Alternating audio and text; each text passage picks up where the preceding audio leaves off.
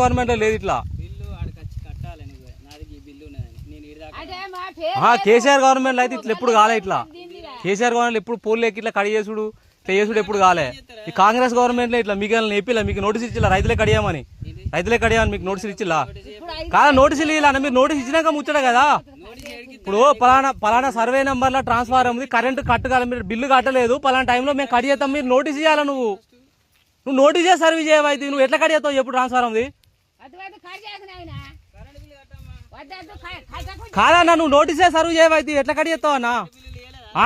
Current బిల్లులు ఇస్తే current కట్టమని ఇచ్చినా కానీ కడి చేస్తాను ఇవ్వలే కదా అందులో, అలా లేదు కదా అందులో.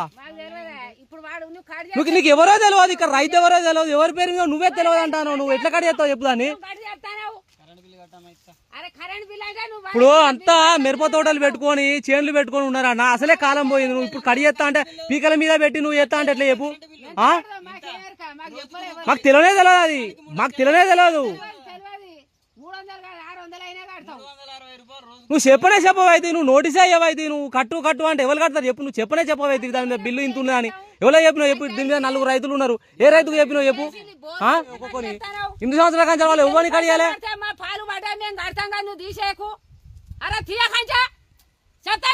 పంటలన్నీ ఎండిపోతానే, అంత ఆగమాగం చేస్తారు మీరు.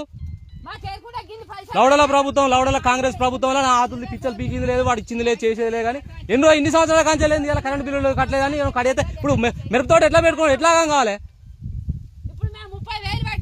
అంత నారంతా ఆగమవుతుంది అక్కడ. అరే నువ్వు ఎవరో చెప్పినావు అన్న, నువ్వు ఎవరో చెప్పినావు? ఎన్నళ్ళు లేదు ఇప్పుడు, ఎట్లా ఎన్నళ్ళు లేదు అసలు ఈ గవర్నమెంట్ లో ఎప్పుడు లేదు. నువ్వు ఇప్పుడు ఎట్లా కడిగేస్తావు చెప్పు? ఎట్లా కడిగేస్తావు చెప్పు? నువ్వు దొంగ కరెంట్లు నేను చూపిస్తావా ఇన్ని రోజులు? అట్లా కాదు, ఊళ్ళో ఎన్ని లేవన్నా కరెంట్లు.